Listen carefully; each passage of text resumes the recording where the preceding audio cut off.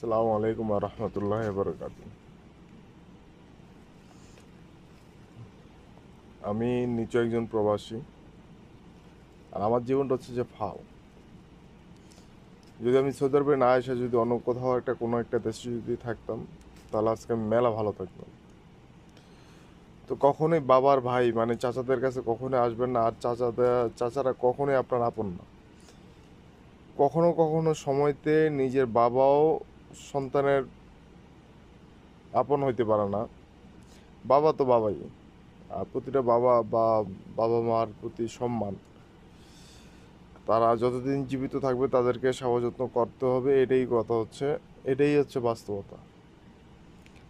আর বাবার ভাইদের প্রতি কখনোই আপনারা আশা করতে পারেন না তারা আপনার ক্ষতি ছাড়া কোথাও এক বিন্দু পরিমাণ আপনাদের ভালো কিছু করবে না।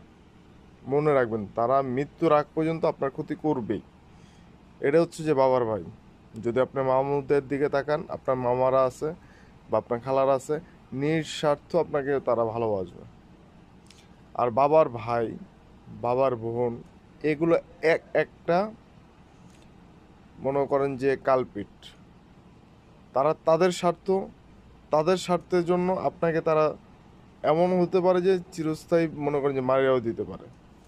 আর আমার এমন কিছু একটা ক্ষতি হয়েছে, আমি অবশ্য বাংলাদেশে চলে আসবো ইনশাল্লাহ, যদি আল্লাহ যদি নসিবে রাখে। আমার কথা হচ্ছে আমি নিজে একটা উদ্যোক্তা হবো। আমি 5টা মুরগি বা 10টা মুরগি, আমার সর্বনিম্ন আর কি আমার ইচ্ছা আছে অন্তত 100 বা 200 মুরগি দিয়ে শুরু করা, আর কয়েকটা ছাগল দিয়ে শুরু করা। বা এই নসিব যেটা আছে ওটাই হইবে আলহামদুলিল্লাহ। কখনো আপনারা বিদেশ আসার চেষ্টা করেন না, এই মুহূর্তে সৌদির অবস্থা প্রচুর খারাপ। আর বিশেষ করে যদি আপনার বাবার ভাই চাচারা যদি আনতে চায়, কখনোই আসবেন না। ওটি এক একটা মাদারবোর্ড।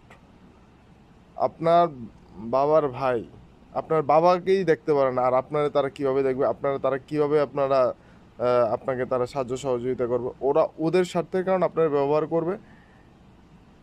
আপনার খাস বাংলা কথা হচ্ছে যে আপনার টয়লেটে যেরকম টিস্যু থাকে, ও আমরা যেরকম টিস্যু ইউজ করি টয়লেট শেষে, এরকম। অতএব ওদের থেকে দূরে থাকেন। আপনার যদি মামা থাকে, খালাম্মা থাকে, ওনাদের সাথে যত পারেন সুসম্পর্ক করেন। তারা আপনার আপন। বাস্তব কথা। মা যেরকম মাই হয়, আম্মা, মার ভাই, মার বোন, তারা হচ্ছে সবচেয়ে আপন। আর বাবার এগুলা এক একটা হারামজাদা শুয়োরের বাচ্চা। এটি এক একটা মাদারবোর্ড। যদি ওই যে কথা আছে না, গোবরে পদ্ম ফুল ফুটে, লাখে বা কোটিতে একটা অথবা দুইটা, আর বাদ বাকি সবটাই তো ফাউল।